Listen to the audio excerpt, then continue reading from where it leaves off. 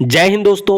तो इस समय हमारे यहाँ पर आरआरबी एनटीपीसी के जो एग्जाम हैं उन्हें कंडक्ट करवाया जा रहा है और अभी तक जो भी हमारे पेपर हो चुके हैं उनके आधार पर हम लोगों ने एक स्टैटिक जीके के स्पेशल सीरीज की शुरुआत की थी।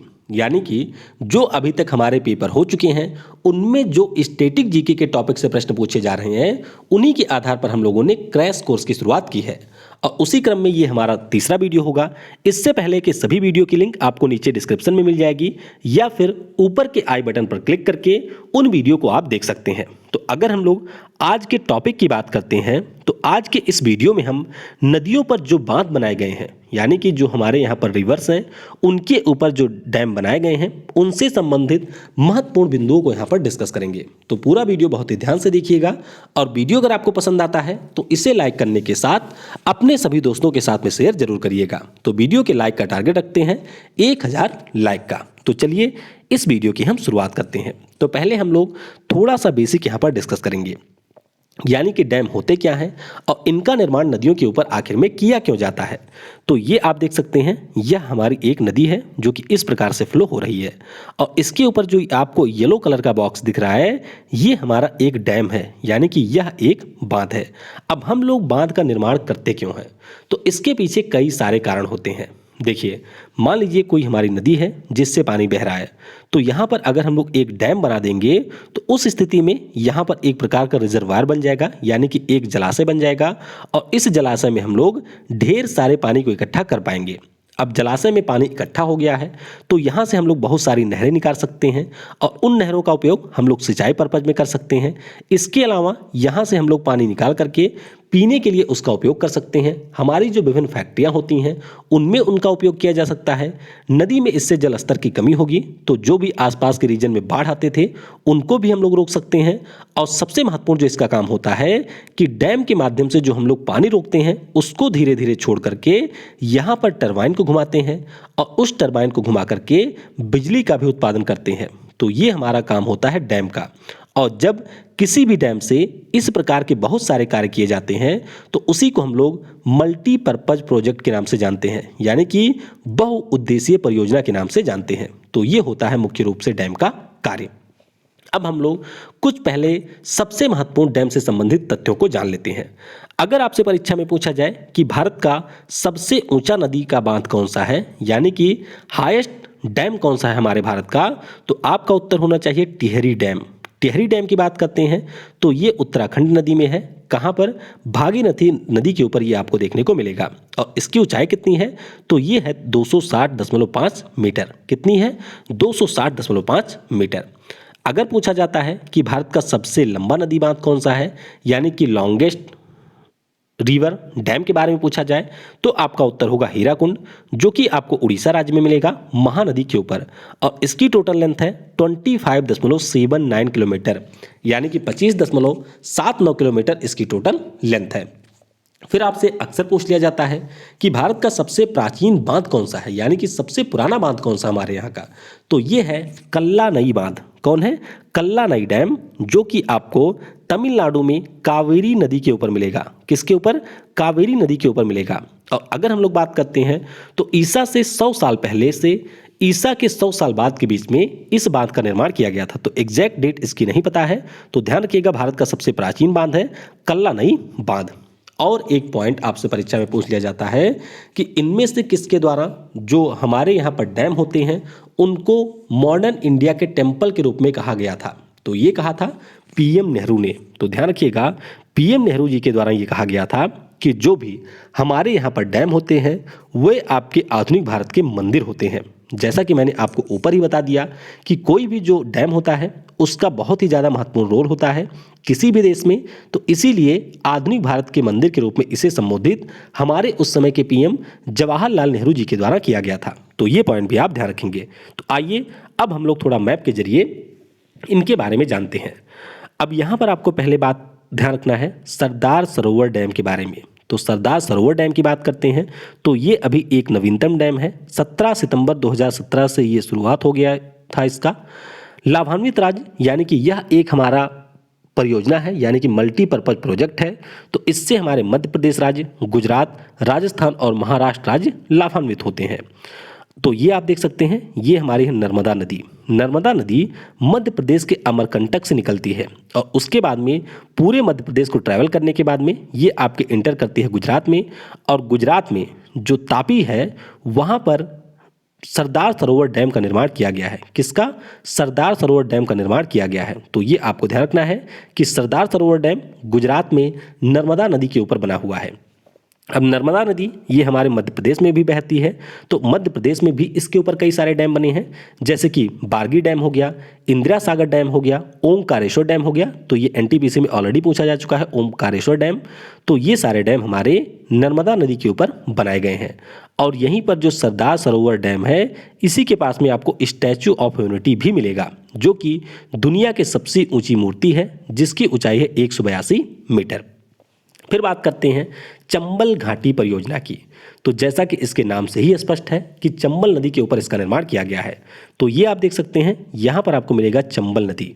तो चंबल नदी जो कि मध्य प्रदेश के जनापाओं की पहाड़ियों से निकलती है, उसके बाद में ये कुछ हद तक बाउंड्री बनाती है मध्य प्रदेश और राजस्थान के बीच में, फिर ये इंटर करती है राजस्थान में, फिर ये मध्य प्रदेश और राजस्थान के बीच में सीमा बनाती है, फिर चली जाती है उत्तर प्रदेश में, और यहाँ पर ये यमुना नदी से मिल जाती है। तो इसके ऊपर आपको कई सारे डैम मिलेंगे, जैसे कि मध्य प्रदेश में इस पर है गांधी सागर डैम, बहुत ही ज़्यादा महत्वपूर्ण है, ध्यान रखिएगा। गांधी सागर डैम जो कि एमपी में मिलेगा। राजस्थान में राणा प्रताप सागर डैम है इसी के ऊपर, और जवाहर सागर जो डैम है वह आपको राजस्थान के कोटा में मिलेगा चंबल नदी के ऊपर।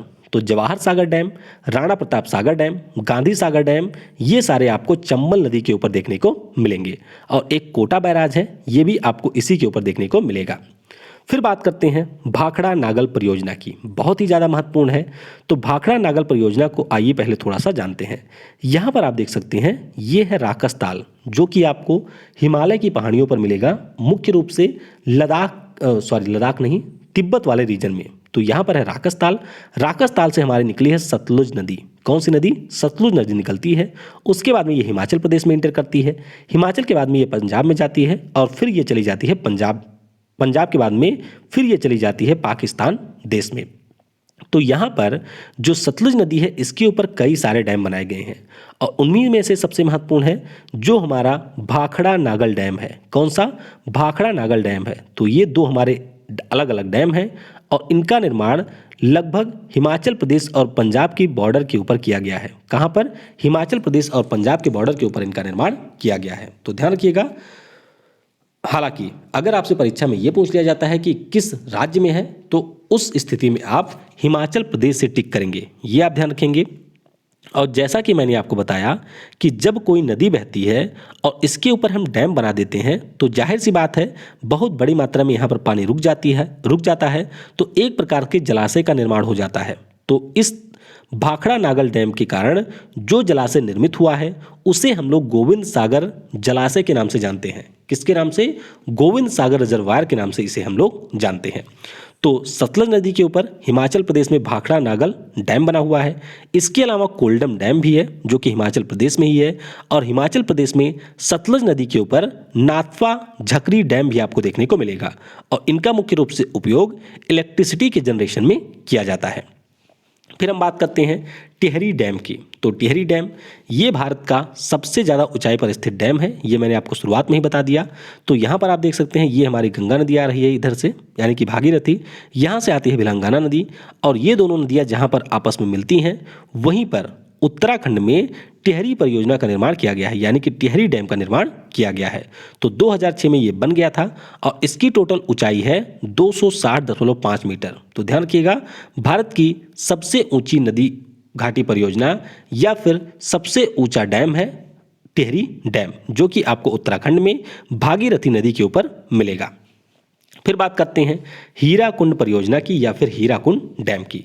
तो ये आप देख सकते हैं, यहाँ पर है हमारी महानदी जो कि आपके छत्तीसगढ़ से निकल रही है।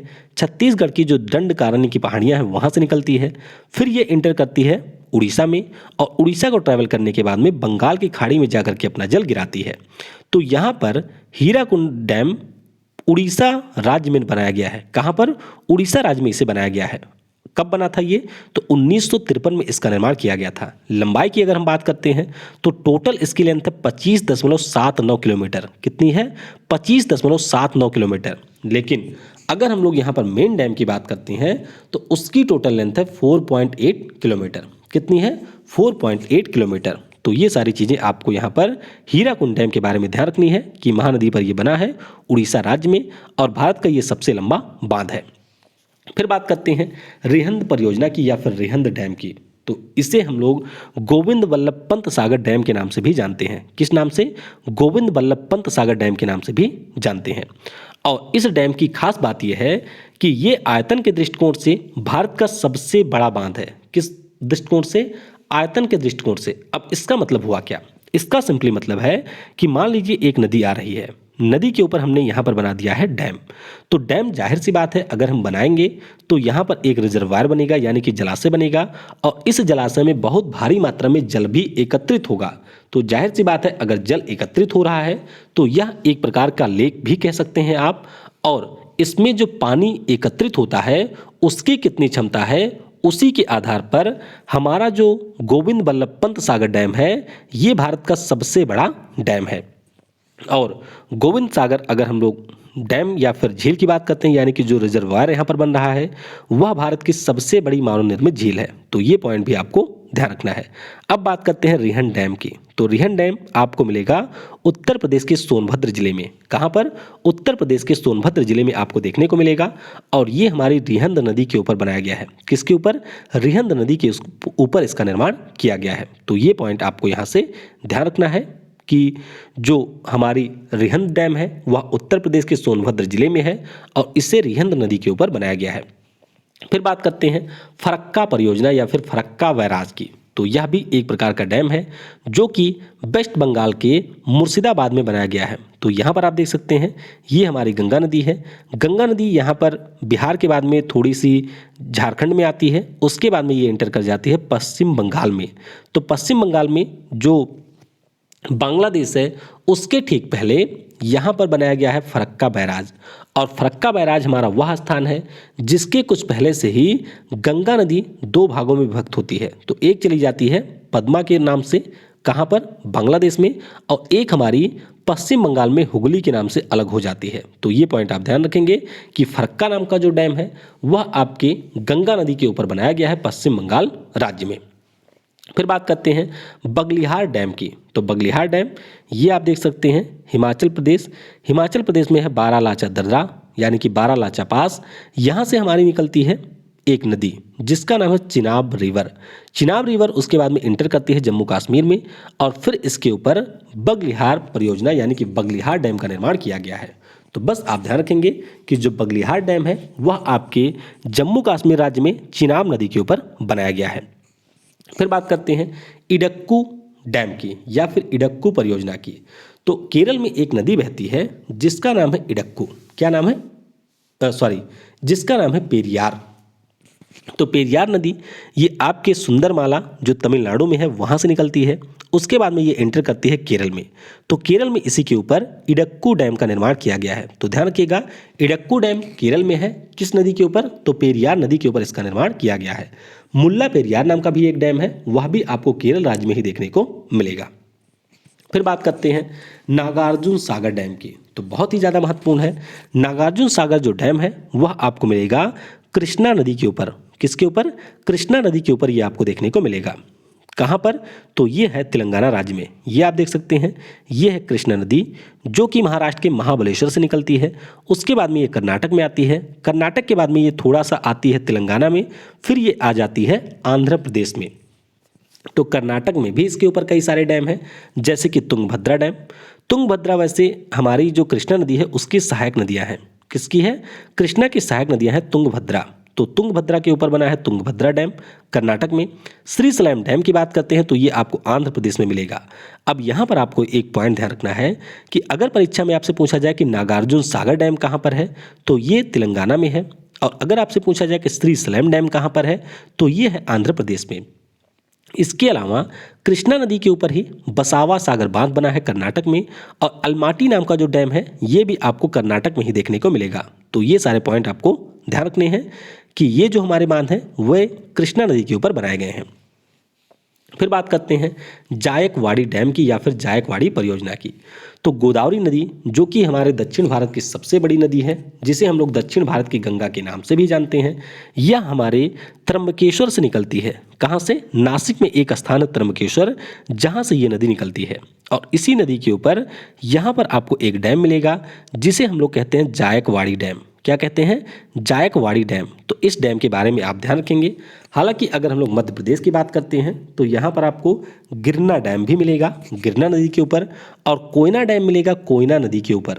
तो ये आप ध्यान रखेंगे कि जायकवाड़ी डैम ये महाराष्ट्र में है, गोदावरी नदी के ऊपर। कोयना डैम की बात करते हैं तो ये कोयना नदी के ऊपर है, और गिरना डैम की बात करते हैं तो ये आपको गिरना नदी के ऊपर देखने को मिलेगा। फिर बात करते हैं कोसी डैम की या फिर कोसी नदी घाटी परियोजना की। तो कोसी नदी जो कि आपके नेपाल से निकलती है, उसके बाद में ये इंटर करती है बिहार में। बिहार में ये गंगा नदी में आकर के मिलती है, लेकिन कोसी नदी के ऊपर बिहार के ऊपरी हिस्से में ही एक डैम का निर्माण किया गया है सुपौल में। तो ध्यान रखिएगा, कोसी डैम आपको बिहार में कोसी नदी के ऊपर देखने को मिलेगा। फिर बात करते हैं दामोदर डैम की या फिर दामोदर नदी घाटी परियोजना की।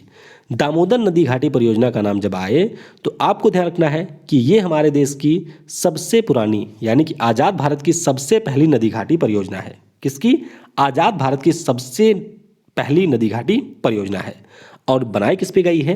तो ये आपकी बनी है दामोदर नदी पर। तो ये आप देख सकते हैं यहाँ पर है दामोदर नदी जो कि झारखंड से निकलती है। झारखंड में एक स्थान है चंदवा, जहाँ से ये निकलती है। उसके बाद में ये एंटर करती है पश्चिम बंगाल में। पश्चिम बंगाल में ये जाकर के हुबली नदी में मिल जाती है।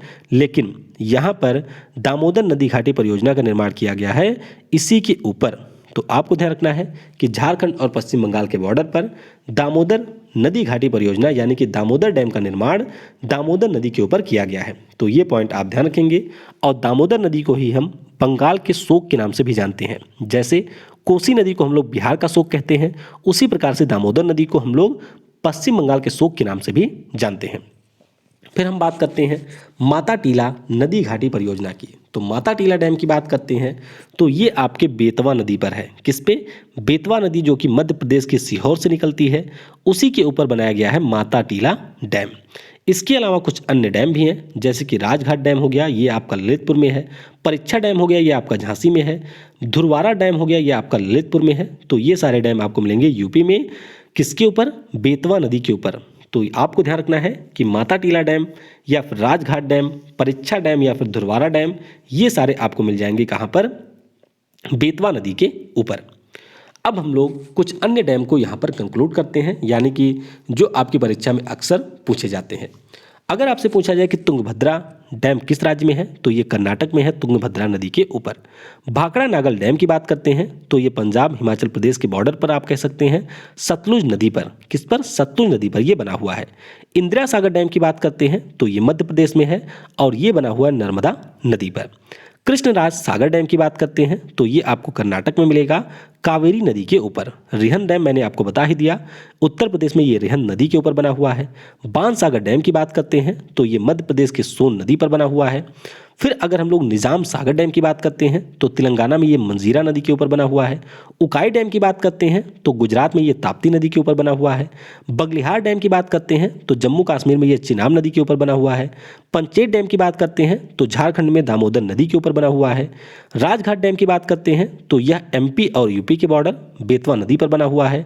और पोंग डैम की बात करते हैं तो ये बना हुआ है हिमाचल प्रदेश में। नदी कौन सी है ये आप नीचे कमेंट में बताएंगे, और पोंग डैम लेक को हम और अन्य किस नाम से जानते हैं वह भी आपको नीचे कमेंट में बताना है। अब यहाँ पर मैंने बहुत ही स्पीड में चीज़ों को कवर किया है। हालांकि अगर हम नदी घाटी परियोजना की बात करते हैं तो यह कम से कम 1.5 से 2 घंटे का टॉपिक है, तब जाकर के आप इसे विधिवत तरीके से समझ पाएंगे। लेकिन जैसा कि ये एनटीपीसी के एग्जाम के लिए सिर्फ है, तो मैंने केवल फैक्ट के बारे में ही आपसे बात की है। आई होप वीडियो आपको यहाँ पर पसंद आया होगा। आगे आप और किन टॉपिक के ऊपर वीडियो चाहते हैं वह भी नीचे कमेंट में आप बता सकते हैं। Thanks for watching. जय हिंद, जय भारत, और सबसे ज़रूरी, पढ़ेगा भारत तो बढ़ेगा भारत।